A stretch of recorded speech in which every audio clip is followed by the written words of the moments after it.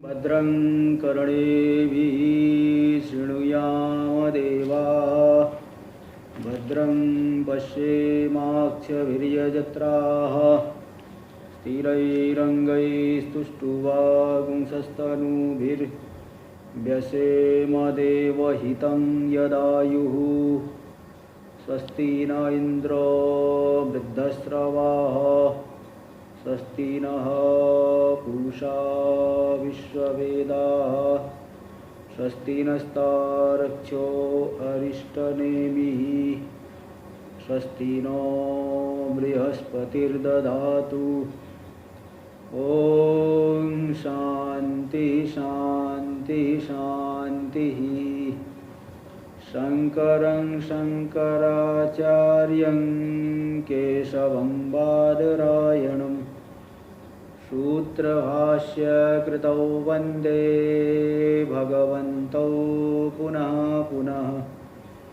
ईश्वरो गुरुरात्मेति मूर्तिभेदविभागिने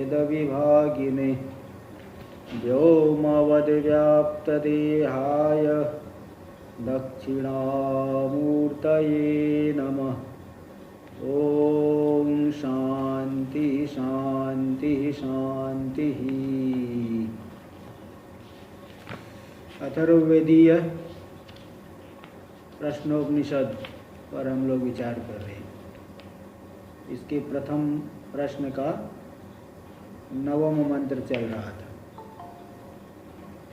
यहाँ ये बताया जा रहा है कि आदित्य और जो चंद्रमा है, अर्थात जो रई और प्राण, जिसको जिस शब्द रई प्राण शब्द के द्वारा जिनको कहा गया, और जो अत्ता और अन्न रूप है, एक मिथुन है। वे सभी प्रजा की उत्पत्ति किस प्रकार से करते हैं, तो वही बताया कि आगे संवत्सर रूप से परिणाम होगा। उत्तरायण, दक्षिणायन, कृष्ण पक्ष, शुक्ल पक्ष, अहोरात्र, फिर इसके बाद उसी अहोरात्र में ही सब अन्न आदि उत्पन्न होते हैं। फिर अन्न खा करके फिर आगे सृष्टि होती है। तो ये सब बताना है। तो यही बता रहे थे कि वह प्रजापति संवत्सर प्रजापति रूप है। इसके 2 उत्तरायण दक्षिणायन है। इसी उत्तरायण और दक्षिणायन के माध्यम से सूर्य गमन करते हुए प्राणियों को कर्म का फल प्रदान करते हैं। तो जो ऋषि लोग इष्टापूर्त को कर्तव्य बुद्धि से करते हैं, जो ब्राह्मण आदि गृहस्थ लोग इष्टापूर्त आदि को कर्तव्य मान करके, कार्य रूप मान करके करते हैं, वे चंद्रलोक की प्राप्ति करते हैं। तो वे लोग पुनरावृत्ति उनकी होती है, इसलिए ये ऋषि लोग दक्षिण मार्ग से जाते हैं। तो यही जो पितृयान मार्ग, यही रई है, यही सोम है, हाँ यही अन्न है। हाँ, तो ये बताए। आगे चलिए। तो देखते इसका चल रहा था, भाष्य में आ गया था इष्टापूर्त इत्यादि को जो कार्य रूप से कार्य मान करके, कर्तव्य मान करके उपासना करते हैं। इष्टापूर्त क्या है, इष्टपूर्त और इष्टापूर्त और दत्त कर्म क्या है, तब इसको दिखा रहे हैं।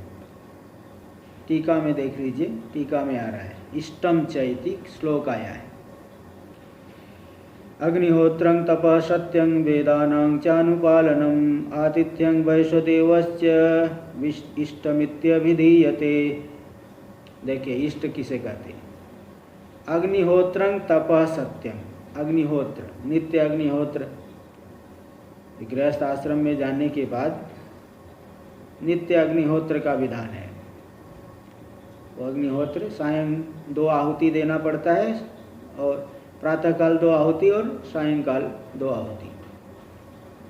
प्रातःकाल आहुति देते हैं सूर्याय स्वाहा प्रजापतये स्वाहा, और सायंकाल आहुति देते हैं अग्नये स्वाहा प्रजापतये स्वाहा। इस तरह से सुबह प्रातःकाल 2 आहुति, सायंकाल 2 आहुति। ते अग्निहोत्र, नित्य अग्निहोत्र जो है ये करना रहता है।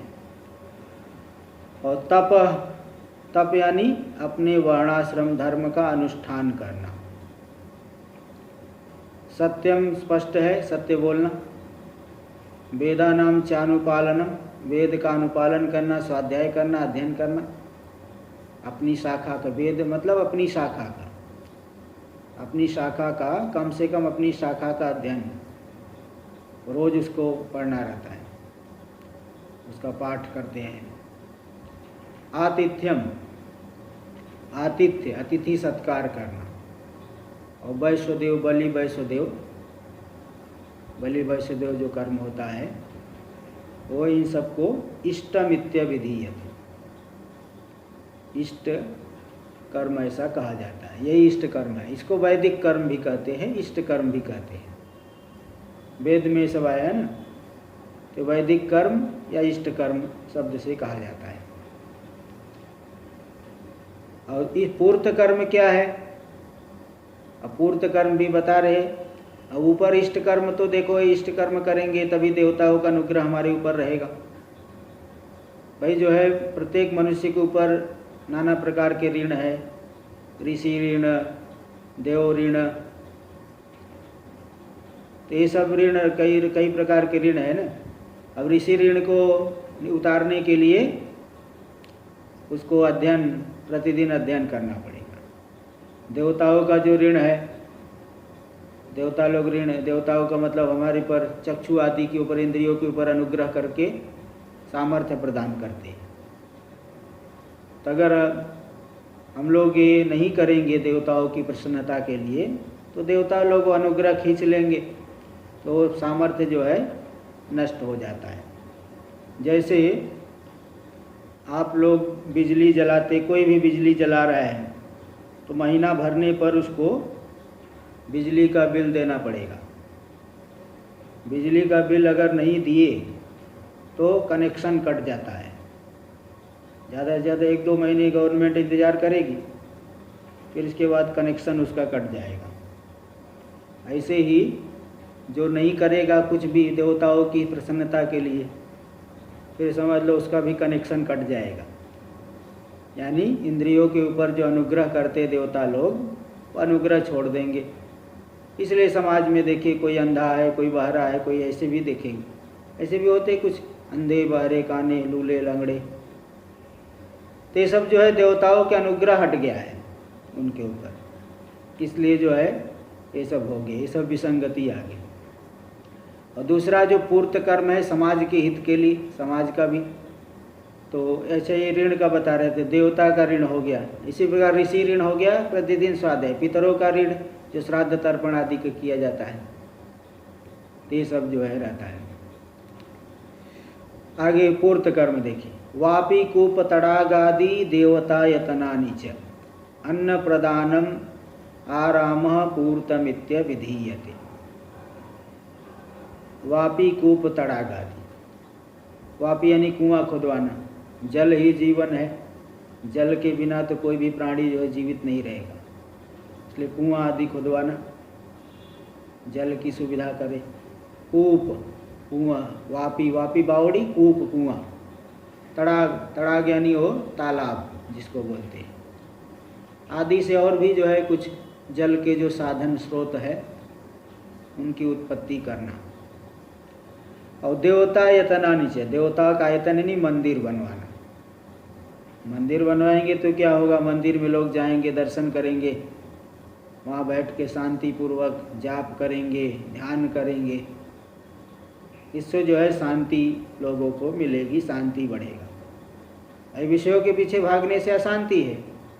अब वहाँ भगवान की शरण में जाएंगे, वहाँ जाके भगवान के दर्शन करेंगे, शांत वहाँ ध्यान करेंगे, परिक्रमा करेंगे, हाँ, तो जो है इससे धार्मिकता का वातावरण भी पैदा होगा और शांति बढ़ेगी, मन शांत रहेगा। इसलिए देवता का आयतन मंदिर आदि बनवाते हैं, जो जिनके सामर्थ्य है वो लोग बनवाते हैं। अन्न प्रदान, अन्न क्षेत्र खुलवाना, अन्न प्रदान करना। इसी प्रकार औषधालय खुलवाते हैं, धर्मशाला। इससे जो है जो गरीब लोग हैं उनको कुछ सहायता मिलती है। आराम यानी बगीचा लगवाना। बगीचा लगवाएंगे तो इससे क्या लाभ होगा? इससे लाभ होगा तो पहली बात तो पर्यावरण शुद्ध होगा, और दूसरी बात जो इससे फल आदि मिलेंगे। तीसरी बात, कोई जो यात्री जा रहे हैं कहीं, धूप है ज़्यादा, वहाँ आराम करेंगे। और न जाने कितने प्राणी जो है एक वृक्ष की, आप देखो, आप कहोगे क्या, वहाँ देखो कितने चिड़िया आदि उस वृक्ष में रहते हैं। हम लोग तो घर में रहेंगे, फ्लैट में रहेंगे, कमरे में रहेंगे, लेकिन जो चिड़िया आदि को उनका कौन सा फ्लैट है? उनका वही है वृक्ष आदि। तो वृक्ष आदि में जो है वो आश्रय लेकर के पूरा जीवन बिताते हैं, और इससे उनको जो है थोड़ा भोजन आदि मिल जाता है और फल आदि तो मिलता ही, इसलिए आराम बगीचा आदि लगवा देना। ये सब पूर्तम इत्यभिधीयते, इस कर्म को, इन सभी कर्मों को क्या कहते हैं? पूर्त कर्म। ये पूर्त कर्म है। और तीसरा एक होता है दत्त कर्म। 3 नंबर टिप्पणी में देख लीजिए, साथ में ही ये भी हो जाए। 3 नंबर टिप्पणी देखिए, दत्तमिति शरणागत संत्राणं भूतानां चाप्यहिंसनम् बहिर्वेदी च यद्दानं दत्तमित्यभिधीयते। शरणागत की रक्षा करना, कोई शरण में आ गया तो उसकी रक्षा करना। भूतानां चाप्यहिंसनम्, किसी प्राणी की हिंसा नहीं करना। मनसा वाचा कर्मणा हिंसा न करे। यद्यपि कोई गलती करता है तो उसको थोड़ा नियमन कंट्रोल करना ही पड़ता है, लेकिन हिंसा नहीं करना है, हिंसा नहीं करे। बहिर्वेदी च यद्दान, बहिर्वेदी दान क्या है? एक तो होता है यज्ञ के अंग रूप दान।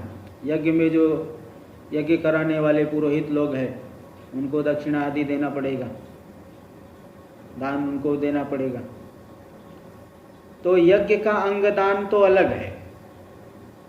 जो बहिर्वेदी दान मतलब यज्ञ के दान से अतिरिक्त दान हो गया, वो बहिर्वेदी दान कहेंगे उसे, जो यज्ञांग नहीं है। इनको दत्तमित्य विधीयते, इन कर्मों को दत्त शब्द से कहा जाता है। दत्त कर्म, इष्ट कर्म, पूर्त कर्म, दत्त कर्म। तो इन कर्मों को जो करने वाले लोग हैं उनको स्वर्ग लोक की प्राप्ति होती है। भाष्य में टीका में इति तयोर भेद, इस तरह से इष्ट पूर्त कर्मों का इस प्रकार से भेद है। तो भाष्य में आया था द्वितीय पंक्ति में 11 पेज नंबर 11 पे, इष्टम च पूर्तं च चेष्टा पूर्ते इत्यादि कृतमेव उपासते ना कृतम नित्यम। इष्ट और पूर्त को जो है कार्य रूप मान करके, कर्तव्य रूप मान करके अनुष्ठान करते। अकृत तो नित्य नहीं है, कार्य रूप है, कर्तव्य रूप है, तो उन्हें स्वर्ग लोक की प्राप्ति होती। तो यही इसी को दे रहे टीका में, कृतमिति उपासते। कृतमिति उपासते, ये तो मंत्र में ही आया था, भाष्य में व्याख्या की है। तो कृतमिति उपासते में किस तरह से अन्वय करना? कृतम इति आया ना मंत्र में, तद, मंत्र में भी आप देख सकते द्वितीय पंक्ति है, तदे हवै तदिष्टापूर्ते कृतमिति उपासते। कृतम के आगे जो इति पद है उसको इष्टापूर्ते के आगे ले जाना है। इष्टापूर्ते इति कृतम। देखो, कृतम इति उपासते इति कृत शब्द उपरि तनम इति शब्दम इष्टापूर्ते इति पूर्त शब्द उपरि आकृष्य। तो कृतम के आगे जो इति शब्द है उसको वहां से ले जा करके इष्टापूर्ते के आगे ले जाना है। इष्टापूर्ते इति कृतम, तो पूर्त शब्द के ऊपर ले जा करके, और फिर जब इति वहां रख दिए, अब उसका अर्थ करना आदि। तो इष्टापूर्ते इति मतलब इष्टापूर्त आदि जो कृत कर्तव्य कर्म है उसको उपासना करते हैं। आदि शब्द इसका अर्थ वहाँ कर लेना दत्तम, और दत्त का अर्थ दे दिया गया 3 नंबर टिप्पणी में। तो आदि शब्द पर्यायतया व्याचष्टे इत्यादि, आदि शब्द की पर्याय रूप से उसकी व्याख्या कर दी भगवान भाष्यकार। इष्टं च पूर्तं च इष्टापूर्ते इत्यादि। देखो आ गया ना, इष्टापूर्ते इति यानी आदि, इष्टापूर्त आदि जो कर्तव्य कर्म, कार्य रूपी कर्मों की उपासना करते, अनुष्ठान करते। तो उस आदि शब्द का अर्थ क्या है? स्वयं टीकाकार करे, दत्तम आदि शब्दार्थ। आदि शब्द का अर्थ हो गया दत्तम। तो कृतमेव उपास्ते कार्यमेव अनुतिष्ठन्ति, कार्य रूपी इन कर्मों को, कर्तव्य रूपी इन कर्मों की अनुष्ठान करता है। नित्य नहीं है लोग, ये नित्य नहीं है, कर्तव्य कर्म है, कार्य रूपी कर्म है, किया जाता है, इनकी उत्पत्ति होती है, इसलिए इनसे फल भी अनित्य ही मिलता है। इदम च विशेषणम, टीका में आगे धरे इदम च विशेषणम पुनरावृत्तो हेतु तया उक्तम। ये जो कार्य रूपी है तो कर्म कार्य रूप है, इसलिए इनसे कार्य रूपी फल मिलेगा, नित्य फल तो मिलेगा नहीं। ये जो इनका फल है स्वर्ग, उस स्वर्ग से पुनरावृत्ति होती, दोबारा इधर आना पड़ता है। इसमें हेतु रूप से ही दिया गया, क्योंकि एक कर्म कार्य रूप है, नित्य नहीं है, इसलिए इनसे होने वाला फल जो स्वर्ग है वह भी नित्य नहीं है, पुनरावृत्ति होती है। इसलिए पुनरावृत्ति में हेतु रूप से यह विशेषण दिया गया, कृतमेव। उप जो है व्याख्या होगी भाष्य में देखिए।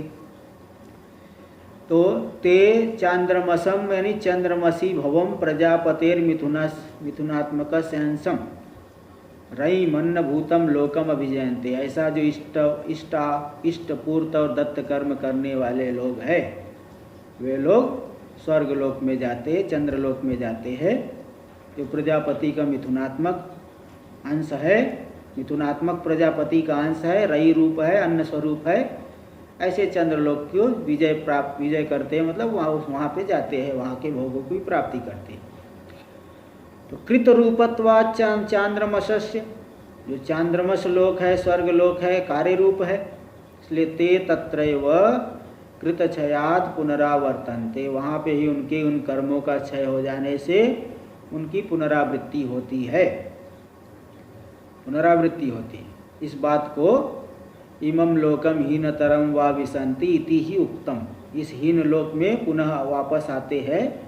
तो मुंडक उपनिषद में मंत्र आया था, पूरा मंत्र था इष्टापूर्तं मन्यमाना वरिष्ठं नान्यत् श्रेयो वेदयन्ते प्रमूढ़ाः नाकस्य पृष्ठे ते सुकृते अनुभूत्वा इमं लोकम हीनतरम वा विसंति। जो लोग इष्टापूर्त कर्म को ही सबसे श्रेष्ठ मानते हैं कि नान्य श्रेय, इससे बढ़ करके कुछ भी नहीं है, ऐसे मूढ़ लोग नाकस्य पृष्ठे, नाक यानी स्वर्ग, नाक शब्द का संस्कृत में कम यानी सुखम, अकम यानी दुखम, न अकम इति नाकम सुखम। तो सुख स्वरूपी स्वर्ग के पृष्ठ में वहाँ रह करके सुकृत का, पुण्य कर्मों का अनुभव करके इमम लोकम, या तो मनुष्य लोक हीनतरम व, अथवा इससे भी हीन योनियों में चले जाएंगे, ऐसा वहाँ मुंडक उपनिषद में कहा गया है। टीका में देखिए, कृत रूप इष्ट्यादि जन्यत्वात्, कार्य रूपी जो इष्ट्यादि नहीं इष्टादि होना ठीक है, इसलिए 4 नंबर टिप्पणी में दे दी, इष्ट्यादि इत्यत्र इष्टादि इति प्राकरणिक पाठ। प्रकरण में जो इष्टपूर्त दत्त की चर्चा चल रही थी, इष्टादि कहना ज़्यादा अच्छा। इष्टि का अर्थ होता है याग, इष्ट्यादि कहोगे तो याग आदि, तो केवल याग तो है नहीं, यहाँ तो इष्टपूर्त दत्त तीनों को लेना है, इसलिए इष्टि आदि की जगह, इष्ट्यादि की जगह इष्टादि, ये पाठ होना ज़्यादा अच्छा है। टीका में ऐसा पाठ होना अच्छा है, टिप्पणीकार ने देखो दिखा दिया। तो कृत रूप जो इष्टपूर्त दत्त कर्म आदि से जन्य, कार्य रूपी जो है उनसे जन्य है स्वर्गलोक। तो जन्यत्वात् चंद्रस्यापि कृतत्व, इसलिए चंद्र भी कार्य रूप होने से, अनित्यत्वात् तो अभी अनित्य है, इसलिए पुनरावृत्ति होगी। इत्याह कृत रूपत्वात्। इसी बात को भाष्य में दिखा दिए कि वह चंद्रलोक कृत रूप है, इसलिए वहाँ से फिर नीचे इस लोक में अथवा इससे भी हीन योनियों की प्राप्ति कर लेता है जीव। हाँ, पुनरावृत्तो मंत्र वाक्यम प्रमाणयति, पुनरावृत्ति में मंत्र वाक्य, मुंडक उपनिषद का मंत्र, क्योंकि मुंडक की व्याख्या है, तो मुंडक का मंत्र रूपी वाक्य, मंत्र वाक्य यहाँ प्रमाण रूप से दे दिए, इमं लोकम हीनतरम वा विसंति इति ही उत्तम, ऐसा मुंडक में कहा गया है। भाष्य में देखिए, टीका तो पूरा हो गया, भाष्य देखिए। यस्मादेवं प्रजापति मन्नात्मकं फलत्वेन अभिनिर्वर्तयन्ति, क्योंकि इस प्रकार से जो प्रजापति है फल रूपी है, अन्नात्मक है, उसको फल रूप से निष्पादन कर लेते हैं, प्राप्त करते हैं। चंद्रमय से चंद्रलोक की प्राप्ति कर लेते हैं, जो अन्न रूप है, प्रजापति स्वरूप। कैसे प्राप्त कर लेते हैं? इष्टापूर्त कर्मणा, इष्ट और पूर्त कर्मों के माध्यम से। देखो यहाँ 1 नंबर टिप्पणी में इष्टापूर्त में इष्टपूर्त है, इष्ट अलग है, पूर्त अलग है। इष्टापूर्त दीर्घ कैसे हुआ? तो दे दिए यहाँ पे एक सूत्र है, इष्टापूर्तेति अन्येषामपि दृश्यते इति पूर्वपदस्य दीर्घ। अन्येषामपि दृश्यते व्याकरण का सूत्र है, उससे इष्ट जो पूर्व पद है, इष्टापूर्त में पूर्व पद है इष्ट, इष्ट के को दीर्घ हो गया, इष्टा बन गया, इष्ट की जगह इष्टा, इष्टापूर्ति।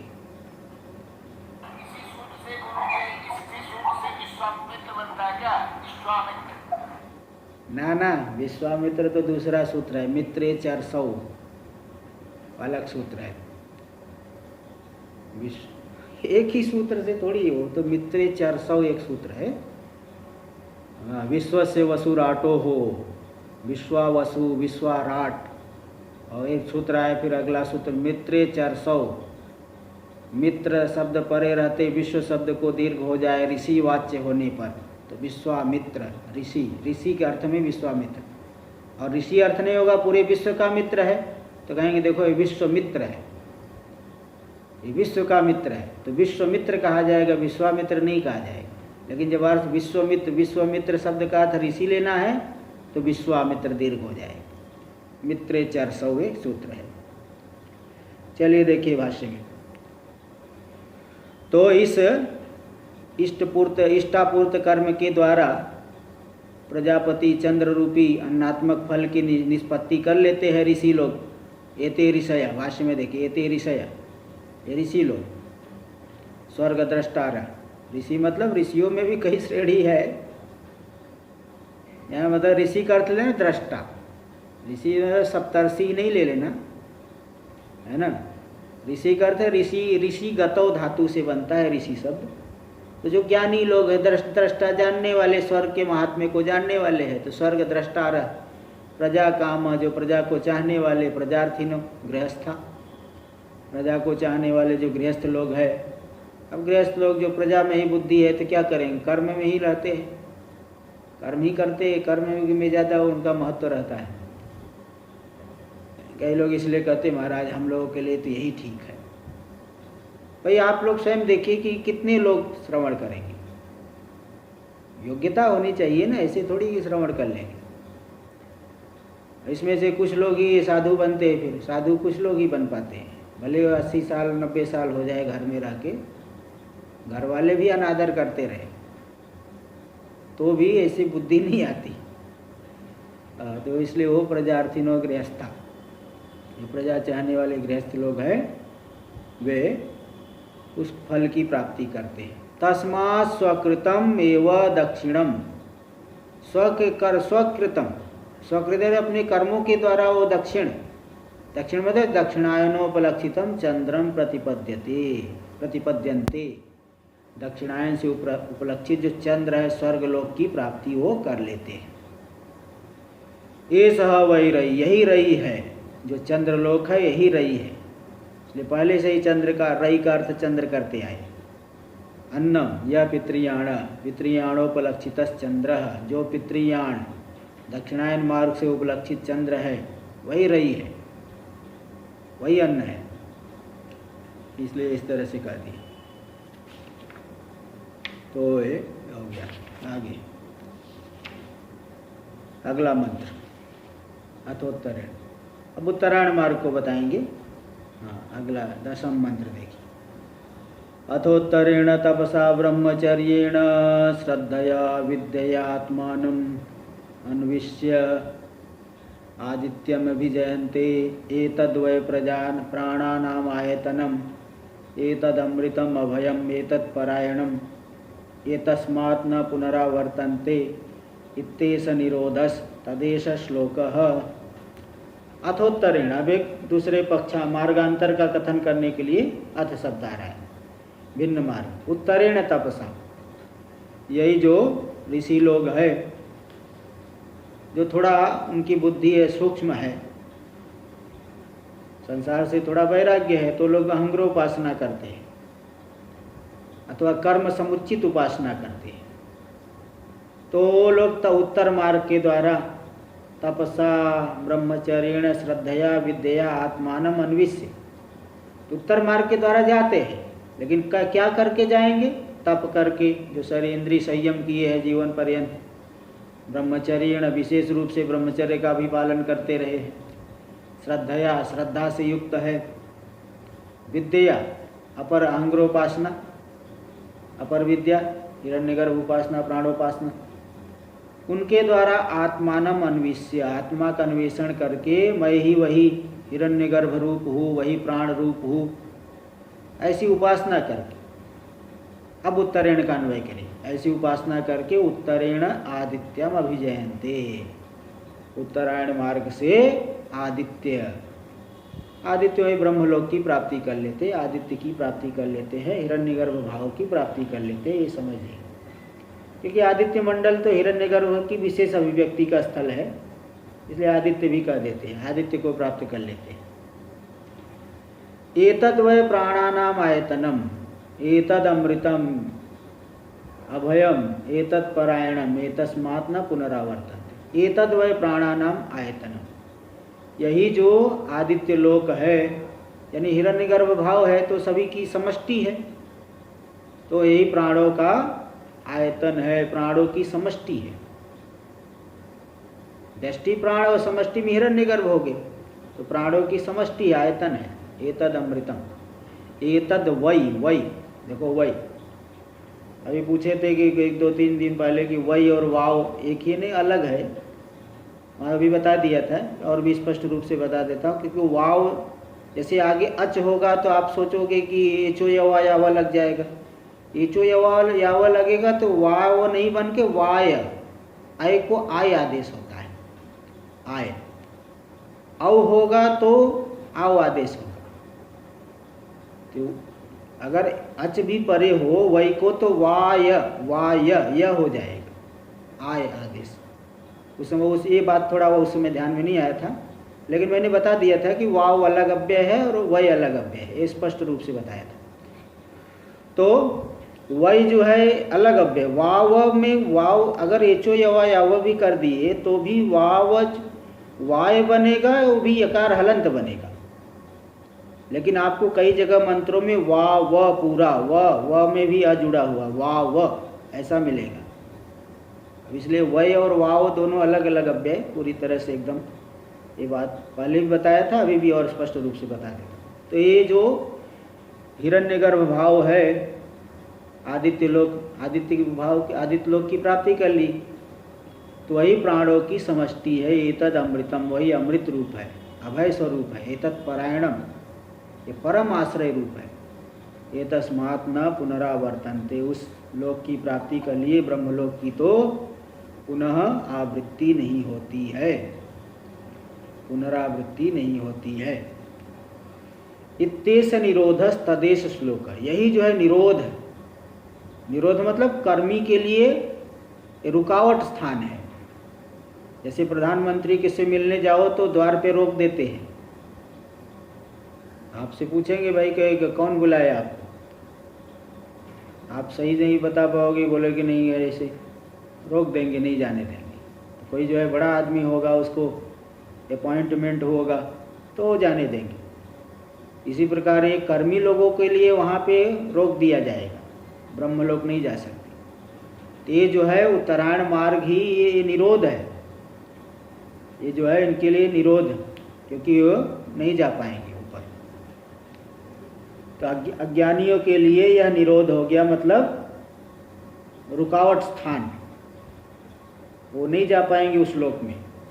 कर्मों का सामर्थ्य नहीं कि वो ब्रह्मलोक पहुंचा दे। हाँ, उपासना, अंग्रोपासना की है अथवा कर्म समुचित उपासना की है तो जा पाएंगे।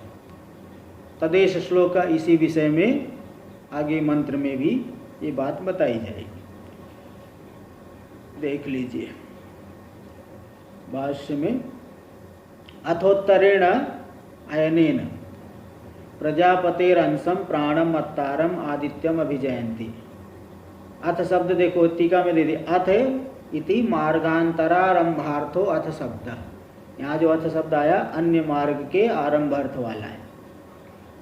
तो अन्य मार्ग को बताया जा रहा है कि उत्तरेण अयनेन, अयन मानिए मार्ग, उसके द्वारा प्रजापतिर अंशम प्राणम अत्तारम आदित्यम अभिजयंती। प्रजापति का जो अंश है प्राण है, अत्ता है, आदित्य है, उसके ऊपर विजय प्राप्त कर लेते, वहाँ पे उस लोक की प्राप्ति कर लेते। केन, उत्तरायण से जाएंगे। कौन जाएगा? किस साधन के द्वारा? कौन सा साधन करने पे हम उत्तरायण जा पाएंगे? तो बता रहे तपसा। तप यानी इंद्रिय जय, इंद्रिय का संयम, इंद्रिय संयम पूर्वक जो है वो जो कर रहने वाले हैं।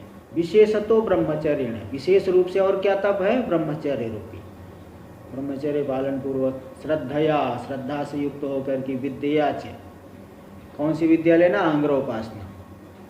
प्राजापत्य आत्म विषया, मैं प्रजापति रूप हूँ, प्रजापति स्वरूप को विषय करने वाली जो उपासना है अंग्रोपासना, मैं प्रजापति रूप हूँ, हिरण्यगर्भ रूप, ये जो अंग्रोपासना है, उस अंग्रोपासना के द्वारा आत्मानम, अपना अन्वेषण करके, आत्मा का अन्वेषण करके। तो टीका में दे दिए प्रजापत्यात्म विषयया, मतलब तत्तादात्म्य विषयया इत्यर्थ। प्रजापति के तादात्म्य को विषय करने वाली उपासना, यानी मैं ही प्रजापति रूप हूँ, ऐसी उपासना के द्वारा आत्मानम, अपने को मुख्य जो समष्टि है, प्रजापति है, प्राण है, उसके साथ अभेद रूप से चिंतन करके। देखो ये बता रहे, सूर्यम प्राणम सूर्यम जगतस्तस्थुश्च अन्विष्य, जगत यानी जो जंगम जगत है, तस्थुष मतलब स्थावरस्य, 1 नंबर टिप्पणी में दे दिए, जगतस्तस्थुश्च यानी जंगमस्य स्थावरस्य, जगत मतलब जंगमस्य, तस्थुष यानी स्थावरस्य, जो स्थावर और जंगम जगत है उसकी जो आत्मा है, प्राण है, सूर्य है, समष्टि, उसको अन्विष्य, चस्तुष्च अन्विष्य, किस तरह से अन्वेषण करेंगे, विचार करेंगे? अहम अस्मि, वही मैं समष्टि प्राण प्रजापति रूप हूँ, हिरण्यगर्भ रूप हूँ, ऐसा अन्वेषण करके, इति विदित्वा, ऐसा जान करके, उपासना करके, आदित्यम अभिजयन्ते, आदित्य लोक की प्राप्ति कर लेते हैं, वो ब्रह्मलोक चले जाते हैं। अभिप्राप्नुवन्ति। एतद्वय आयतनम, ये जो आदित्य है यही आयतन है, परम आश्रय है।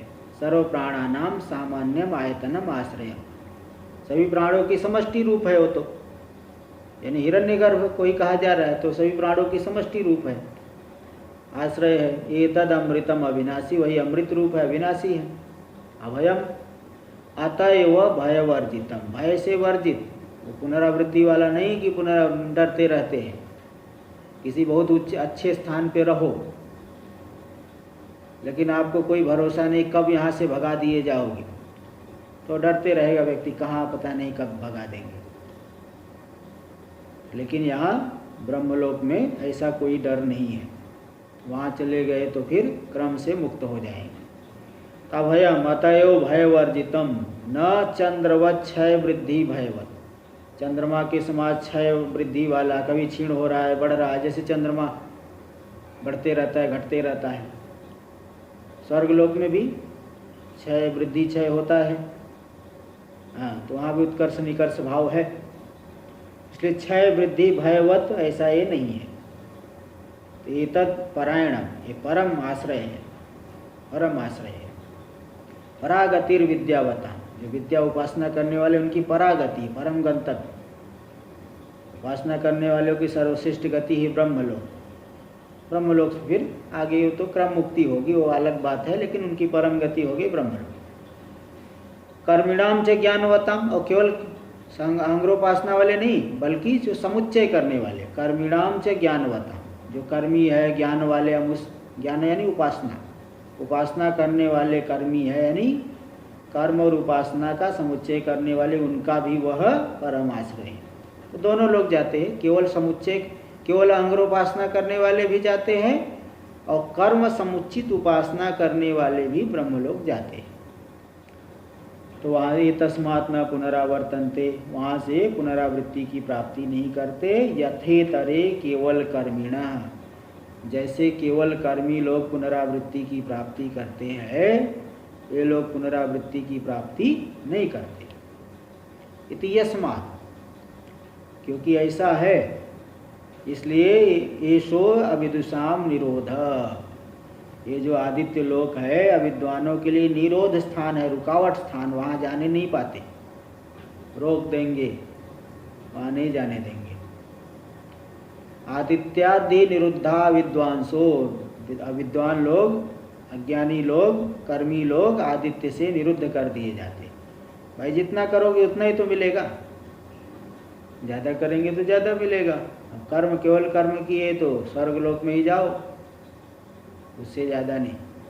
आदित्यादि निरुद्धा विद्वांसो, निरुद्ध हो करके, अच्छा मैं तो पूरा भाष्य पढ़ते गया, टीका तो पढ़ा ही नहीं।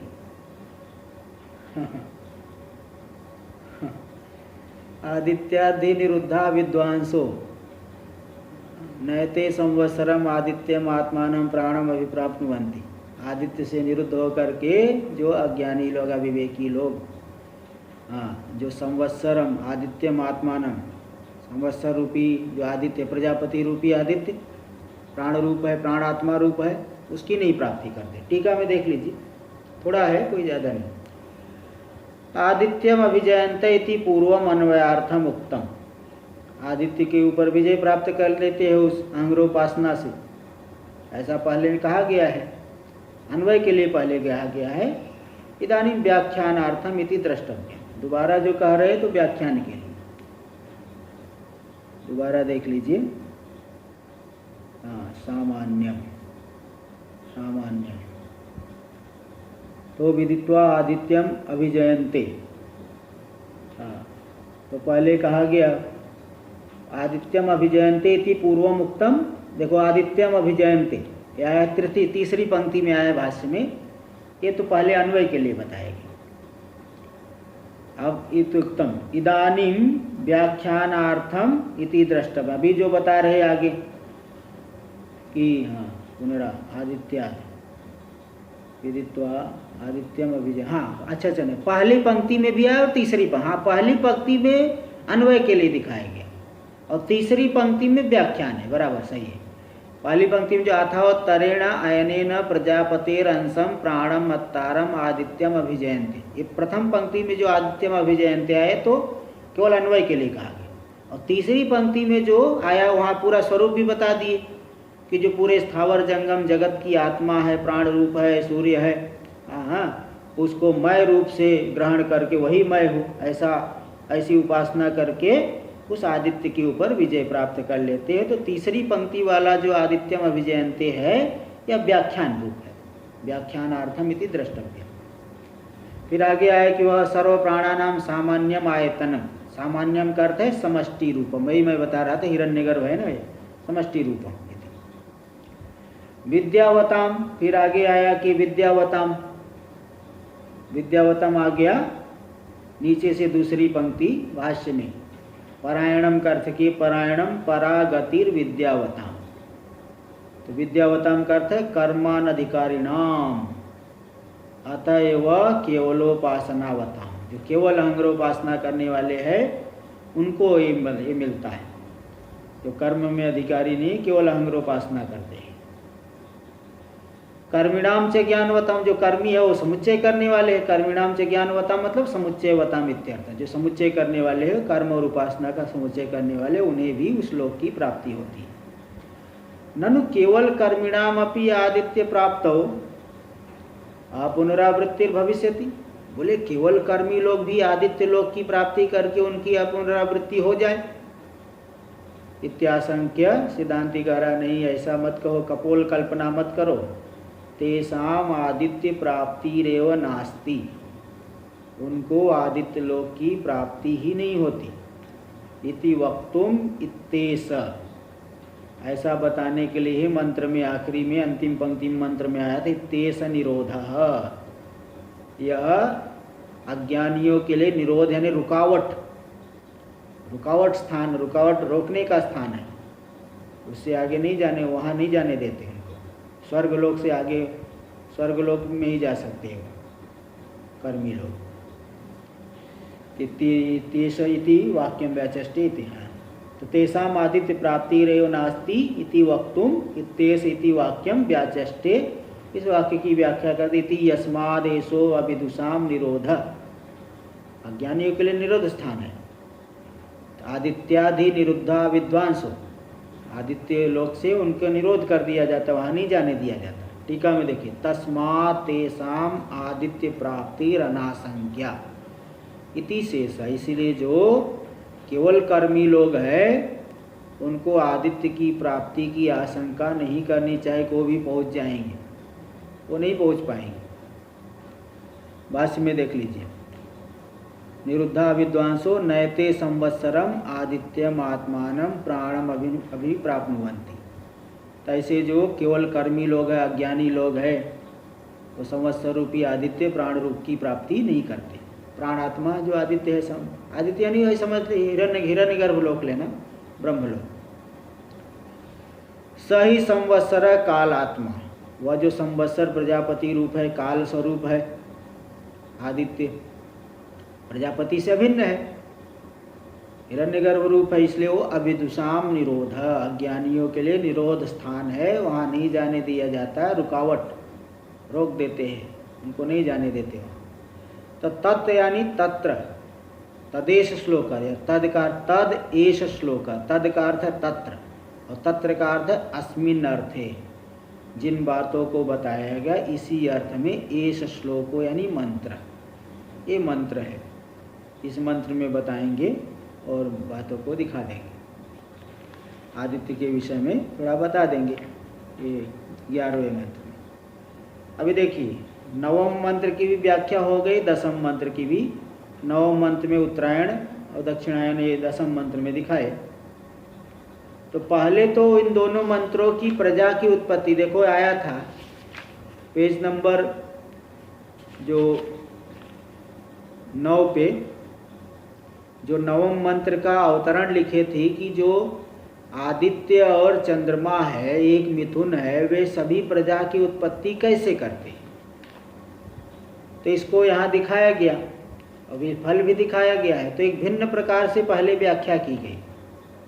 अभी एक अन्य प्रकार से इन दोनों ही मंत्रों की व्याख्या करेंगे। दोबारा जो है एक भिन्न प्रकार से इन दोनों मंत्रों की व्याख्या टीका में कर रहे, भाष्य में नहीं। टीका में देखिए दे रहे, फिर से 8-10 पंक्ति व्याख्या करके देखो, 9 नंबर फिर लिखा हुआ है टीका में, यानी 9वें मंत्र के दोबारी व्याख्या। और फिर आगे फिर 10 नंबर वाला फिर लिखा है, तो दोबारा जो है 10वें की भिन्न प्रकार से व्याख्या कर रहे। देखिए ये बता रहे, यद्वा तस्यायने इत्यारभ्य, अथवा जो तस्यायने दक्षिणम चोत्तरम च जो आया था, संवत्सरो वै प्रजापति तस्यायने दक्षिणम चोत्तरम च, जो नवम मंत्र, मंत्र नंबर 9 में जो आया है, वहाँ से लेकर के अभी जो पूरा हुआ 10वां मंत्र, इत्येष निरोध इत्यंतम श्रुति वाक्यम, यहाँ तक के यानी इन दोनों पूरे के पूरे 2 श्रुति वाक्यों को अयनयो रई प्राण रूपत्व प्रतिपादन परतया व्याख्येयम। ये दोनों अयन है, उत्तरायण और दक्षिणायन, रई और प्राण रूप है, यानी दक्षिणायन रई रूप है और उत्तरायण प्राण रूप है। इसके प्रतिपादन में तात्पर्य वाले दोनों मंत्र है, इस रूप से व्याख्या करनी चाहिए। तो रई प्राण रूपत्व प्रतिपादन परतया व्याख्येयम अयनयो, ये जो दोनों अयन है, रई और प्राण रूप है, इस प्रतिपादन में तात्पर्य रूप से इन दोनों की मंत्रों की व्याख्या कर लेनी चाहिए। तो कैसे करोगे? इस प्रकार से कि रई जो है उत्तरायण रूप है, रई दक्षिणायन रूप है, प्राण उत्तरायण रूप है, ये कैसे से व्याख्या करोगे? तो स्वयं देखिए बता रहे, तथा ही, जैसे कि देखिए कैसे करना है। संवत्सर से रई प्राण मिथुन निर्वर्त्यत्वे, जब संवत्सर रई और प्राण रूपी मिथुन से निष्पन्न होता है तो रई प्राण रूपत्वम च वक्तव्य, तब तो इसको संवत्सर को रई प्राण रूप कहना पड़ेगा। तत्कथम, वह कैसे जो है, कहोगे? इति पृच्छति तत्कथम, इस बात को पूछे है कथम। पेज नंबर 10 पे द्वितीय पंक्ति में भाष्य में आया है तत्कथम। तो कैसे जो है रई प्राण रूप संवत्सर है, ये पूछे भाष्य में तत्कथम। तो इति तद अवयोर अयनयोस तद्रूपत्वं वक्तुम तयो प्रथमं प्रसिद्धि माह। उच्च संवत्सर के जो दो अवयव है उत्तरायण और दक्षिणायन, वो संवत्सर रूप है। इसको कहने के लिए तयो प्रथमं प्रसिद्धि माह, सबसे पहले उनकी प्रसिद्धि। संवत्सर रूप है इसलिए फिर रई प्राण रूप है, ऐसा बताने के लिए पहले बता रहे कि दोनों संवत्सर प्रसिद्ध है। इसलिए तस्य तृतीय पंक्ति भाष्य में तस्य संवत्सरस्य प्रजापतिर अयने मार्गौ द्वौ दक्षिणम चोत्तरम च। उस संवत्सर प्रजापति के दो मार्ग है, दक्षिणायन और उत्तरायण। इस तस्य के द्वारा प्रसिद्धि को दिखा रहे हैं। चलिए अब इसको आगे कल के पाठ में होगा। ओम भद्रं कर्णेभिः शृणुयाम देवाः, भद्रं पश्येमाक्षभिर्यजत्राः, स्थिरैरङ्गैः सुष्ठुवागुंसस्तनूभिर्व्यसेम देवहितं यदायुः। स्वस्ति न इन्द्रो वृद्धश्रवाः, स्वस्ति नः पूषा विश्ववेदाः, स्वस्ति नस्तारक्षो अरिष्टनेमिः, स्वस्ति नो बृहस्पतिर्दधातु। ओम शांति शांति शांतिः। शंकरं शंकराचार्यं केशवं बादरायणं सूत्रभाष्यकृतौ वन्दे भगवन्तौ पुनः पुनः। ईश्वरो गुरुरात्मेति मूर्तिभेदविभागिने व्योमवद्व्याप्तदेहाय दक्षिणामूर्तये नमः। ओम शांति शांति शांति।